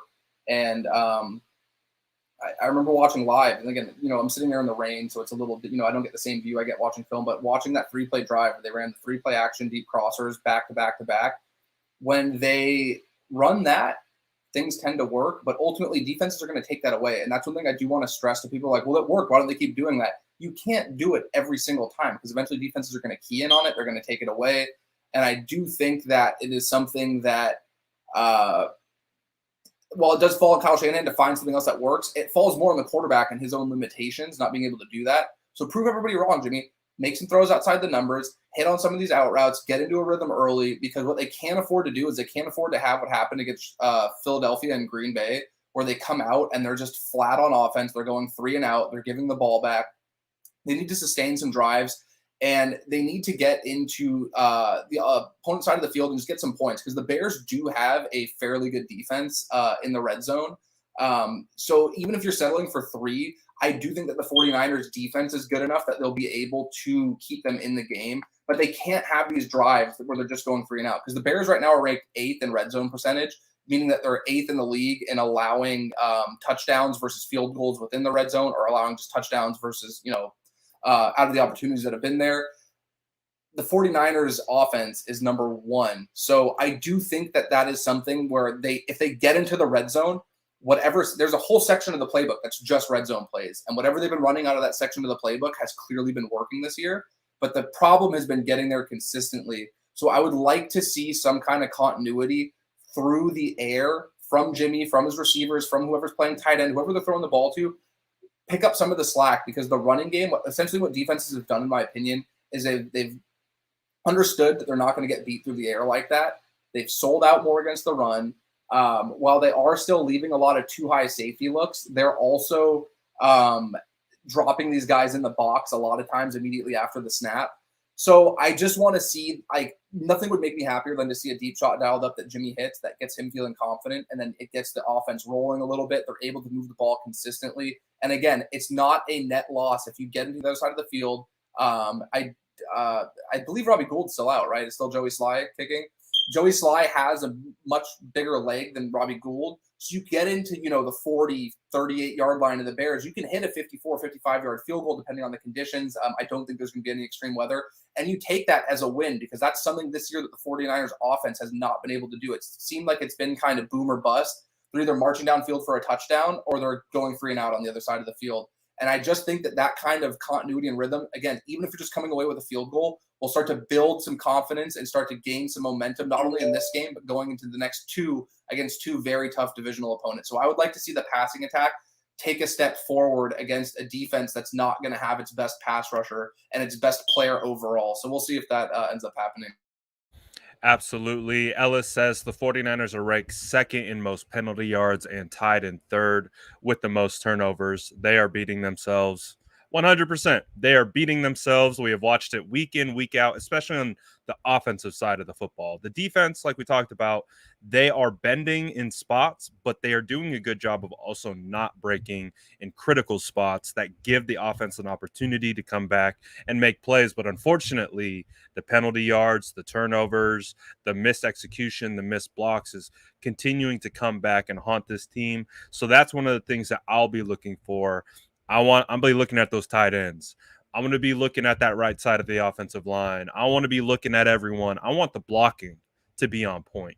So then we can clearly say from that point, all right, offense, the running backs need to hit their holes a little bit better. They need to be reading the lanes a little bit better, or the play calling isn't there, or the defense is matching up and know what we're doing pre-snap, and they're playing outside of the gaps that they need to be in, and it's putting us in a really, really tough position, which is, I think, an underrated aspect of this year that I would really like to see hopefully make a change, at least when defenses seem to be keying on the play and they know what's coming and they're playing to that gap or that side, which puts the offensive line at a bit of a disadvantage and makes their blocks a lot harder. I would love to see the counters off of that to kind of free everything up and allow these guys to be a little bit more free flowing in regards to how they execute up front and how running backs read their blocks. But for me, biggest key is blocking. I want to see the blocking happen. And it starts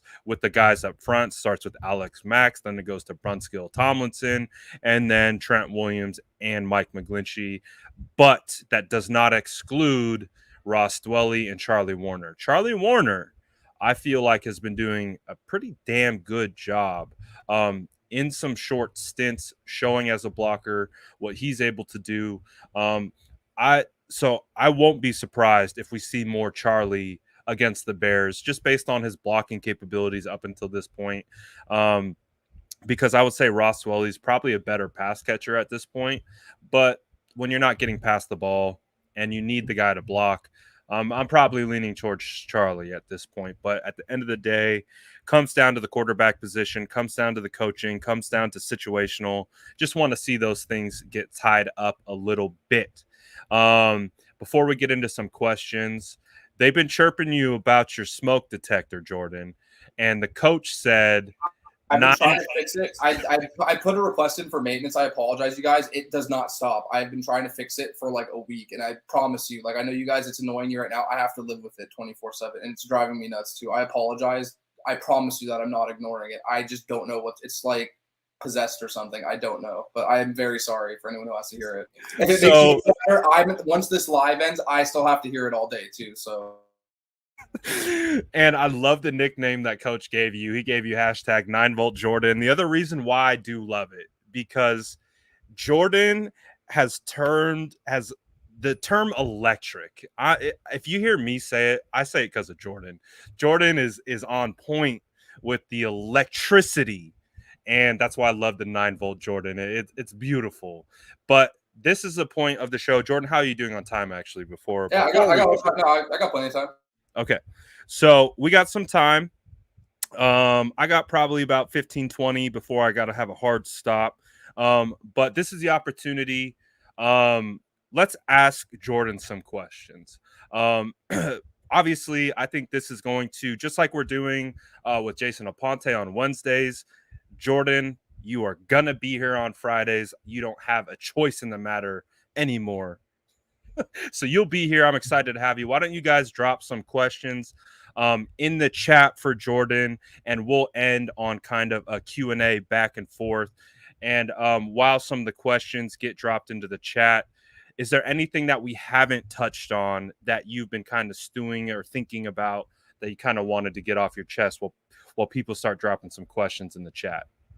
Yeah, I think I believe it was Ellis. He had a really good point, and that's been my point all year, and that's why I caught a lot of heat because I kept telling people like the 49ers are a talented team, like they're beating themselves, like they have the talent to win. They're not a bad team, they're just undisciplined. But at a certain point, it keeps happening every single week. We can't keep ignoring that, and that's the biggest thing to me is that when it was week 4, when it was week 5, when we were first getting into a few of these games, it's like okay. Like, yeah, they're having some growing pains. They're having some execution problems. They're a little undisciplined. They'll figure it out. But it's happening over and over and over again. And then the turnover thing, too.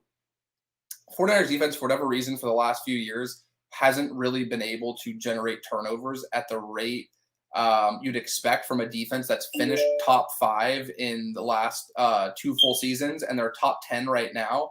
So I think that while it's not fair to be like, well, the defense isn't going to generate turnovers, so the offense can't turn the ball over, you really can't afford to turn over the ball at that rate. And that's why the turnover differential always looks terrible, because the defense really isn't generating that many, and the offense is just giving the ball away. Like I said, they have the 4th highest turnover rate, so that means that the amount of drives that end in a turnover in the entire league.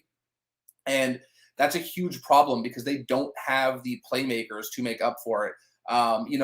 I'm sure plenty of 49ers fans have enjoyed the seeming demise of the Kansas City Chiefs this year. The Chiefs are number 1 in turnover rate, but they also have Patrick Mahomes, Tyreek Hill, and Travis Kelce. And when they turn the ball over and they eventually get the ball back, they go back and score points. And they have one of the best offenses in the league, regardless of it.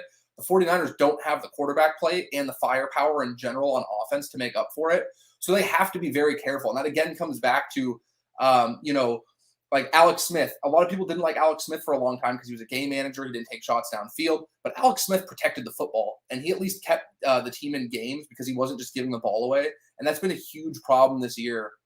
And I think that that's something that's happened for years too. When something only happens over the course of a couple games or the course of one season, it's a little bit I don't like rushing to judgment based on that, but we've seen this offense turn the ball over, and Jimmy Garoppolo specifically turn the ball over at a high rate for years. And it's just getting to the point now where it's like it's unfair to put everything on the defense not generating turnovers when the offense is just giving the ball away at will. Because the defense is at least holding their own and forcing punts. Well, while it's not a turnover where you're getting the plus field position, you're at least giving the ball back. The offense needs to start pulling its weight more. And while I do think that it would be nice to have a playmaker in the secondary that could generate more turnovers maybe, or find a way to, figure something out. Like it seems like they're actually punching the ball a lot more, and they've forced a little bit more fumbles this season as a result. I do think that they still are winning games if the offense doesn't turn the ball over as much, because the defense is at least making up for their lack of turnovers, if that makes sense. The offense isn't making up for their surplus of turnovers. I don't know if that makes sense at all, or if I'm going too far off to the side, but like the turnovers are costing them, and it's really simple. In the NFL, if you lose the turnover battle, you're almost always going to lose the game. And if you lose third downs, you're almost always going to lose the game. And one other thing I would add is the 49ers offense has been horrendous on third downs, and the defense has been like pretty good. But the defense is also, we talked about those pass interference penalties earlier. So the 49ers are not only losing the turnover battle, but they're also one of the worst teams in the league, seemingly on third down when you look at the entire picture. The fact that they're even like 2-4 right now is surprising when you consider that. Like they could easily be a 1-5 or 0-6 football team. So there is a bit of silver lining where like, hey, it could be worse and it could correct itself. But they're just losing at things that, like, when you look at a large sample of data and a large sample of games played, the majority of the time the team wins a turnover battle or they win on third down, they're going to win a game. And the 49ers are losing both. So maybe baby steps, they work on, they fix one at a time and they start getting better on third down. And then maybe they start turning the ball over less. I don't know, but they can't keep going at this rate because they're not going to win football games. And I know I'm not adding any innovative insight by saying you're going to have a hard time winning games if you turn over the ball and you don't convert third downs. But it really is as simple as that. Like we spend all this time talking about it, and you can come back to those two things, and it really defines what the season's been like.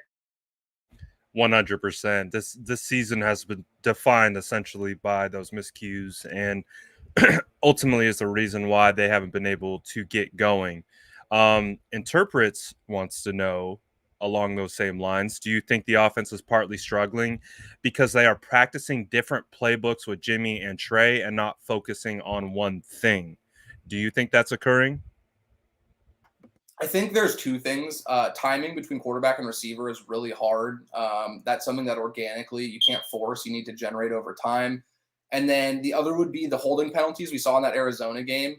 Brad would probably be better to explain this than myself, but when you're used to blocking for a guy who's not going to move past you and is going to stay in the pocket behind you, it's very difficult to get used to a guy who has the speed to take off at any given time. And I think that that's the biggest thing, actually, is the offensive line is going to struggle much more because while the timing between receiver and quarterback is important, these guys are still running the same route tree. They're still calling a lot of the same plays, but the blocking scheme changes a lot. And outside of structure, when the play breaks down, it's very difficult to account for a guy. Like you could see towards the end of that game, McGlinchey was literally engaged in a block. He'd feel Trey Lance go past him, and he was just throwing his hands up in the air because he's like, I'm not going to get flagged for holding anymore. Like it's unfair to expect this O-line. That's the group that I would say it's the most unfair to play at the same level, going back and forth. But I don't think that it's, such a different offense that they can't implement it over, a couple weeks of practice. I do think that first week on kind of semi-short notice gave them some problems, but the O-line would be the one group that I do think it's just really unfair to expect them to perform at the same level. Yeah, 100%. And I think one of the things that a lot of fans don't take into account, which it sounds silly to say out loud, it's offensive linemen don't have eyes in the back of their head. That's why timing is imperative. That's why depth and pocket and drops are imperative. I saw multiple occasions on tape where I could see McGlinchey or Trent setting the pocket and where they anticipated the drop point to be for the quarterback, but he wasn't there. He was two steps back the other way, which changes the rush angles for defenders, which gives them a much easier time to get off blocks and get to the quarterback and change things up. And we all know as an offensive lineman, you are holding the chest plate. We try not to hold outside the pads, but when someone starts to pull away from you, that's when the holding calls happen. And like you talked about, it got to a point where Mike was just throwing his hands up and just being like, all right, I'm not going to do anything because I can feel my guy pulling off of me. I agree that that will be one of the hardest differences between going from Jimmy to Trey. But with Jimmy Garoppolo going in and starting against the Chicago Bears, it should be business as usual. This is the offense that they have ran for the majority of training camp, for the majority of the year. So I don't anticipate much of an issue with the offensive line. It feels like it's going to be business as usual for these guys against the Bears. The only difference comes is if Trey Lance is inserted into the game at any point. But to expand on that, it's guys getting their blocks up front, running backs reading the lanes, and in regards to the pass game, the quarterback and wide receiver, that timing impacts offensive linemen. So that's why sometimes it looks like offensive linemen are giving up plays when in reality, as a quarterback, you should have a 2.5 second clock in your head that when that 2.5 seconds goes off, you're about to get tackled. So I know a lot of fans don't move through watching games that way, but that's one of the things that I've struggled with is better timing in the pocket with Jimmy Garoppolo, better pocket awareness, understanding where the fronts are to begin the play, where the pressure is going to be during the play, where you can escape, things like that. I think those are some of the small nuances that could be better. But hopefully, with the offense, it gets back on track, and we see that against the Bears. We need to, or else the conversations after that game are going to be a lot different. There's not going to be as much optimism as much as we're trying to have at this point. Eddie V says if the season goes down the drain, which it could, it will feel that way if the 49ers lose against the Bears. What personnel changes should they make? I'll start with you, Jordan. So really quick, I do want to add, I think one of the unfortunate parts of the 49ers, ascension and the success, that they had in 2019 was that they lost a lot of guys from that coaching staff. They lost Joe Woods, who went to be the DC in Cleveland. They lost Mike LaFleur, who's the offensive coordinator now for the Jets, for Robert Saleh, who they also lost. So you have guys like, while I think D'Amico Ryans has been fantastic, when D'Amico Ryans was coaching linebackers and Joe Woods was coaching the secondary in the pass game on defense, and you had these guys in these roles, Mike LaFleur was the passing game coordinator, Mike McDaniel was the run game coordinator. They've lost a lot of the guys that really do deserve a good amount of credit for their success. So I think that that's something that needs to be accounted for. That to me is a reason why. Because when I saw that question pop up in the comments, I'm like, that's a good point. Like, what has happened with these? Why the personnel hasn't changed much, but the coaching has, in my opinion, and I think that's the biggest issue. So I think that ultimately, I would make a change in the defensive backfield. I would get rid of the passing game coordinator, defensive backs coach, because I just think there's zero excuse for how bad the secondary has been in terms of just discipline this year. I don't know him personally. Corey Unlin is the defensive pass game specialist. I do think that there was a tremendous drop-off from Joe Woods to him, and I think that it's rearing its head now. But in terms of actual players on the field, the big one obviously is don't bring Jimmy Garoppolo back. Like he's not going to play himself out of being worth keeping. And I always thought it was the biggest thing for me. I will say real quick too. I thought that it was very insulting to him that people were like, "Oh, now they have Trey Lance. It's going to push him to be better." Because it's insulting for two reasons. It's insulting to Jimmy Garoppolo because it insinuates that he wouldn't have given his best effort prior. And it's insulting to all of us as fans who've watched him for years to just magically assume that he was going to get better and that our eyes have been deceiving us for the past couple seasons. So I would make a change on the coaching staff in a couple of areas, hopefully upgrade some of the areas they've lost, and I think it will maximize the personnel they have now. You get rid of the quarterback, and then the biggest one for me right now is get an edge rusher opposite of Nick Bosa. Brad and I talked for months about Azeez Ojulari coming out of Georgia, who had a little medical issue or something small coming out. I would have taken him at pick 12 when they had that pick before they traded up. He fell all the way to 50, I think. He got I think it was two picks after Banks went. After Aaron Banks, yeah. He had 2.5 sacks on Sunday for the Giants, and he's been tremendous for them all season. And again, while I never like sitting here, I'm not going to sit here and be like, oh, the 49ers should have drafted Asante Samuel. I wasn't high on Asante Samuel. I didn't think that he was going to be a player worth taking at that spot. So I'm not going to go back and be like, hey, they should have done it. Like, we all saw this coming. I said for months they should have taken Azeez Ojulari. And I think that had he been on the team now, you would see how much better the defensive line would be with that player. Well, I'm not saying he would play at the same level D4 did in 2019. I think he would be better than whoever they've had opposite of Nick Bosa to this point. So I understand everybody's going to want to talk about cornerbacks. You want to have a little bit of patience there because while I think Ambry Thomas had a rough training camp and has had a rough, rookie season, he has traits that they really like. And Brad's a traits guy. He can tell you that you'll take chances on guys like that and develop them over time. I still think Emmanuel Mosley's really good.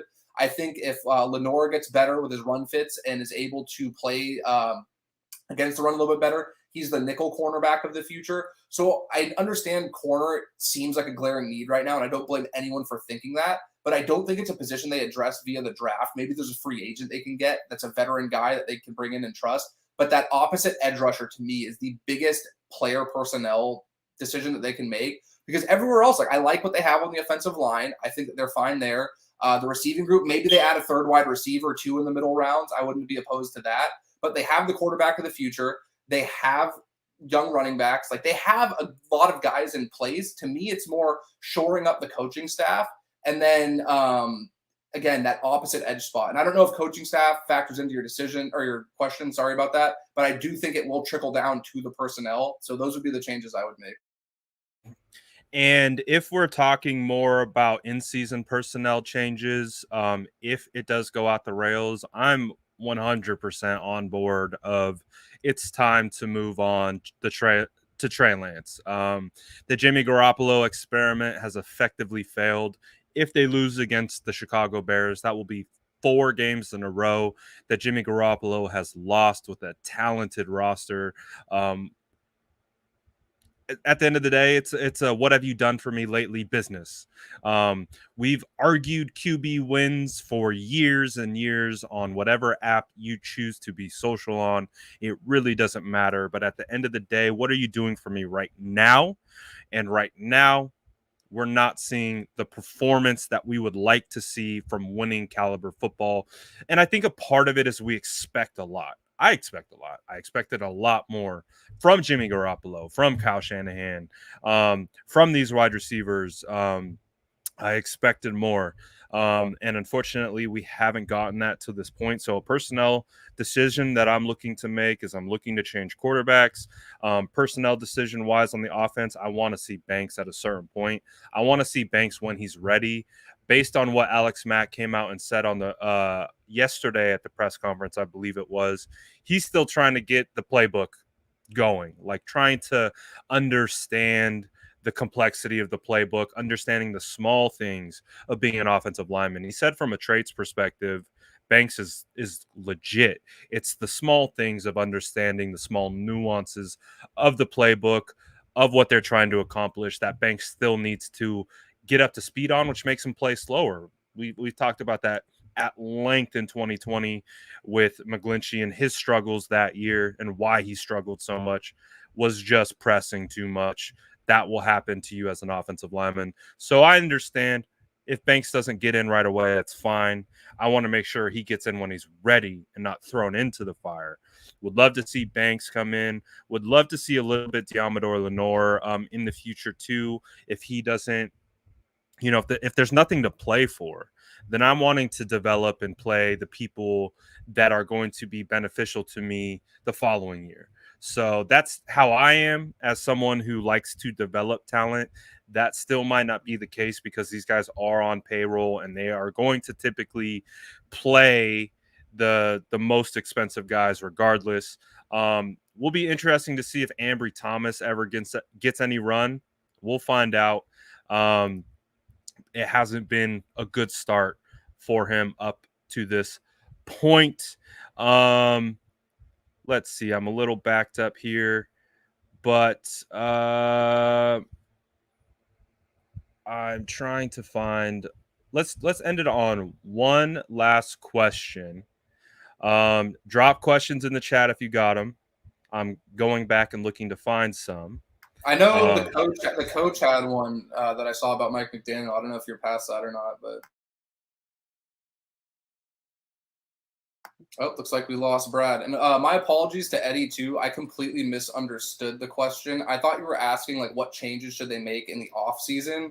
If you were talking about what changes they should make in season, I'm 100% with Brad. If the season does go down the drain, I think ultimately, well, I'm not a firm believer in things carrying over. There's way too much time in the offseason to bank on, what happens in December carrying over to September of next year. I do think that it would be nice to see what they have in Aaron Banks, what they have in Trey Lance. At the very least, I don't think it's about carrying momentum into next year. It's about evaluating, do we need to replace these guys in the draft and free agency in the offseason?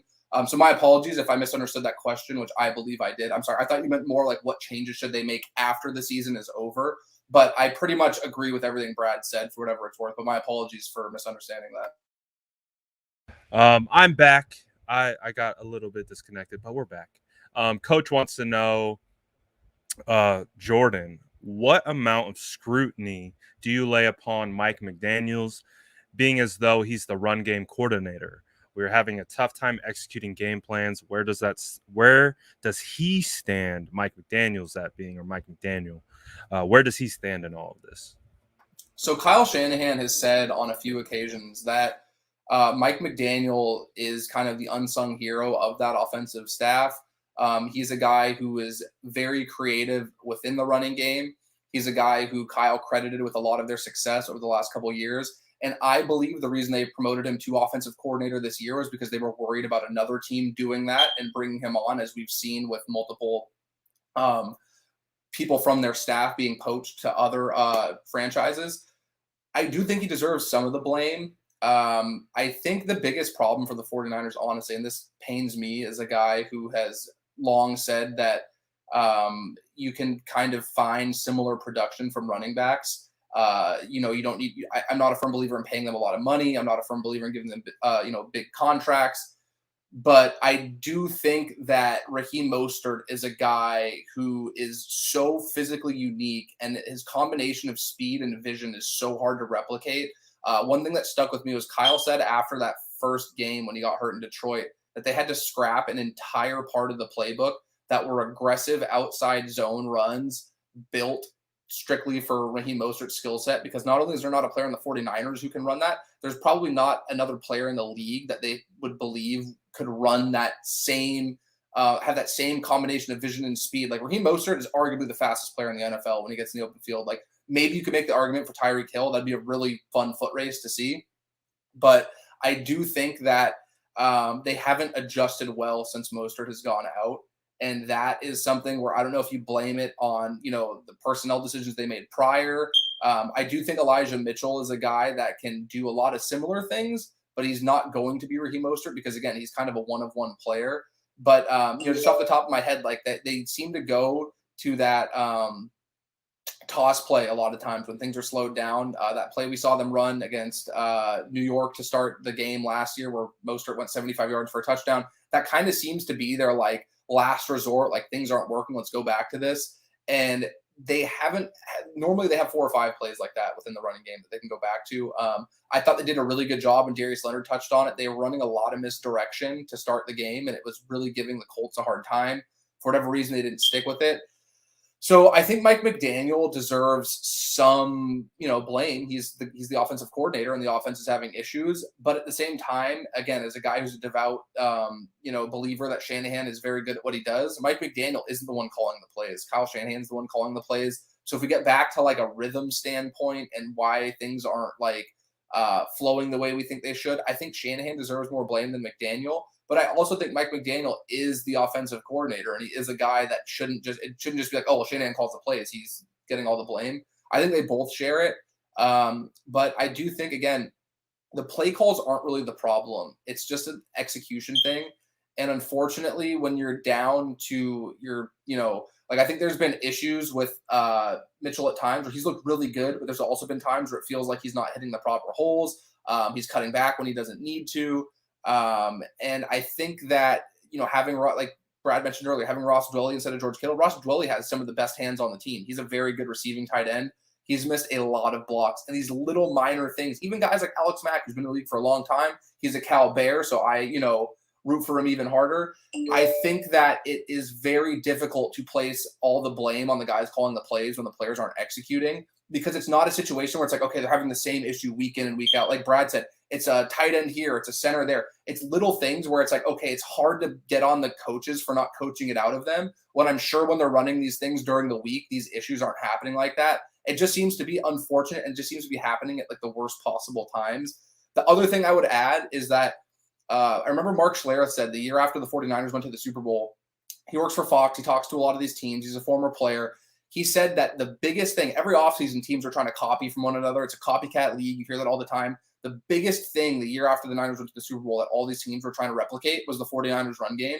So I think that while it's still going to be effective, and, outside zone as a philosophy has been around for 30 years now, but I think that it's not taking teams by surprise the way it was before. And they have so much tape on it that when you don't have the athlete like Mostert to compensate for that, it's going to be exposed a little bit more, if that makes sense. So I think there's a lot of blame to go around. I just wouldn't say, well, all of a sudden Mike McDaniel's the offensive coordinator and they're having struggles, it's his fault. But I can see where he's kind of like, it's like, hey, well, they were doing good before and now they're struggling. I just don't think it's fair to lay that blame on him without the proper context.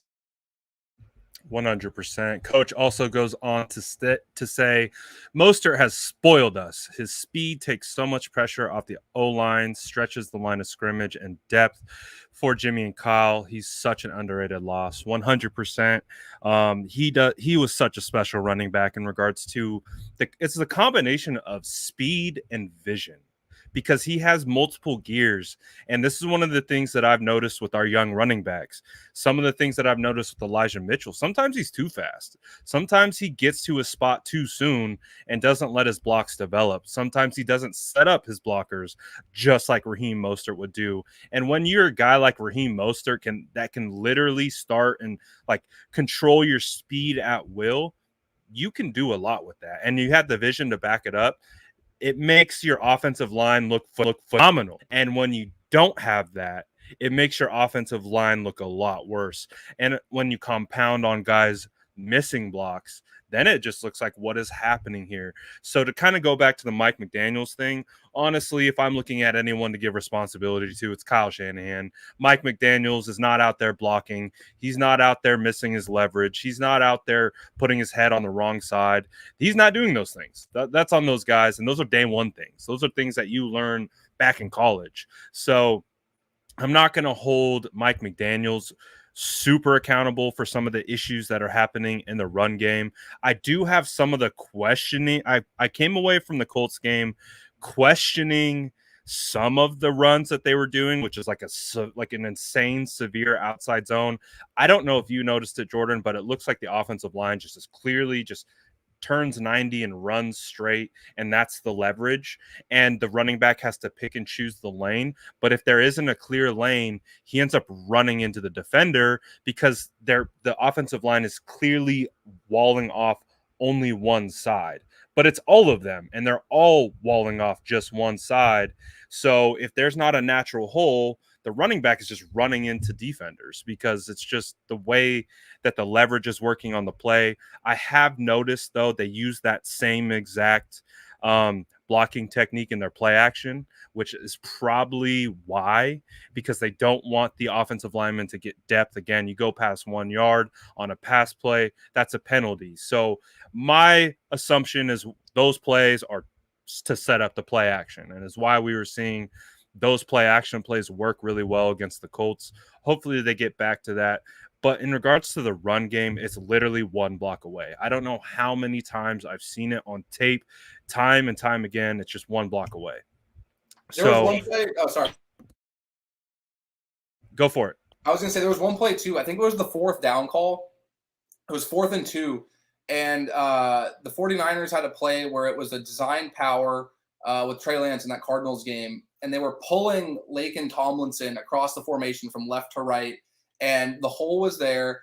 The problem was that J.J. Watt is a really good football player. He broke through on Brunskill a little bit. He didn't beat him all the way, but he broke through enough that it slowed down Tomlinson cutting across the formation, which slightly delayed him getting to the hole. And I forget who it was. I think it was either Simmons or Baker. I forget who it was. It was somebody on the Cardinals defense. I think it was David Collins. I'm sorry, I'm blanking on who it was. But there was a player in the hole that if Tomlinson gets there on a cleanly executed play, he probably hits him. Trey Lance runs for the first down. It's a fresh set of downs. And it's not like, oh, what is this play calling on 4th down? And while, J.J. Watt deserves a lot of credit for that, also it comes back to Trey Lance is a young guy. He's a little bit eager. He's young. He's, getting used to the speed of the NFL game. He's a very patient runner. That's one of my favorite things about watching his tape from college is that he was really good at letting his blocks develop. And on that play, had he let Tomlinson get upfield and take that the brunt of the hit instead of him, because basically what happened was instead of allowing Tomlinson to run in front of him through the gap, Trey Lance and Laken Tomlinson both threw it at the same time. So instead of allowing Tomlinson to take on the defender in that hole, Trey Lance hit him at the same time. So there's little things like that, like Brad's mentioning, where it's just literally like a half second here, a foot there, like a small little minor thing that you might not notice. The only reason I even noticed this was Brian Baldinger broke it down. And on that play, I was like, wow, actually, you know what? Like this play wasn't as bad as I thought it was. That play call really wasn't that terrible. So I think that the coaches deserve blame because ultimately they're responsible. They're the common denominator of all 53 players on the roster, and they deserve their responsibility. But at the same time, if you're calling stuff that schematically is working and it's not being executed, that falls back on the players. And that's where it comes back to, if this keeps happening all season, the blame will fall even more so on the coaching staff and the front office if they're like, okay, well, these players aren't executing. Let's run it back and bring them back next year. Because the 49ers, for the most part, have the same core of players they've had for the last 3 seasons. So if there continues to be issues there, then yes, blame Kyle Shanahan, blame John Lynch, blame the coaching staff. But I just think that these minor issues scattered all over the offense in terms of the running game, it's not the same player over and over again. And that's what makes it really hard to blame the coaches, because it's not like they're just choosing to stay behind one player who keeps making these mistakes. If that was the case, yes, 1000% it would be on the coaching. But I don't think it's fair to place all the blame on the coaches. But the coaches still deserve blame, if that makes sense, just not all of it. And I was trying to scramble to find a play to kind of emphasize what we were talking about. And I quickly just came across this one from the notes that I had against the Colts. And you can see it's actually blocked up pretty well. But watch Dwelly. Watch Dwelly not be able to kick that block out. And as a result, his guy gets home and really messes everything up. You might be able to get a better angle here. But if you look at the guys up front, it's blocked pretty well up until this point. You have Lincoln pulling. Lakin gets a kick out block. If Dwelly can execute his block here, maybe Sanu takes a little bit better of an angle, this thing is going to pop. But you get a combination of all these things not working together. Again, we see I don't mean to like pick on Dwelly, but this is what we see a lot. And in Kyle's run game, when he's running outside zone, running pitch, and you're running to the outside, these tight ends matter a lot. And the way they block matters a lot. And why we miss Kittle so much, because this is a block that Kittle is taking 58 and he's moving him to a different area code. And then that's giving the running back opportunity to read the lanes properly and do things as a result. If this is happening, it makes it really difficult to be successful. And in my opinion, this is just a small example. I mean, it's happened with everyone on the offensive line. It's happened with McGlinchey. It's happened with Brunskill. It's happened with Mack. It's happened with Tomlinson. It's happened with Jalen Moore. It's happened with Trent Williams. It really doesn't matter. It's just there's these small, very small things that happen, like just not coming down hard on this block, not shooting your head, not trying to drive him, just it changes the way this play is executed. So those small things eventually should get cleaned up. Of course, having your best players on the field will make that go away and typically execute or be executed the way you want it to be executed. So hopefully that's what we see coming up here against the Chicago Bears. We're headed up on 2 hours, and in typical Brad and Jordan fashion, we could keep going. Like, dude, I really don't even feel like we've been doing it that long. That's crazy. That's how you know. And we haven't done one of these actually since the draft. So it's just like old times, Jordan. It's been super fun to have you back on here, and I'm excited. And I'm kind of putting you on the spot, but you down to come back next Friday, Jordan? I will be here. I love it. And hopefully we'll be talking about a victory and talking about how the 49ers are going to be beating the Arizona Cardinals to get back on track, to get back in this race. We'll find out if that's the case. Big game here against the Chicago Bears. Jordan, tell our viewers where they can find you on social. So I have my Twitter handle is on the little box on the screen here. And then if any of you guys read Niners Nation, I write for them. So I do a few posts for them a week. That's mainly where most of my stuff is, Twitter and there. And then, I'll be here on Fridays with Brad, I guess, too. So looking forward to doing more of those. And thanks for everyone who was patient with the fire alarm. And a couple times I understand sometimes I get rambling and I'll keep talking a bit more. I'm trying to condense my thoughts. So I apologize for that. But thank you guys for hanging with me. I tell Jordan this every single time he apologizes for going on his rants. Never apologize, because there's so much good nuggets in there, and I know you guys saw it and appreciated it. So I'm super excited to get.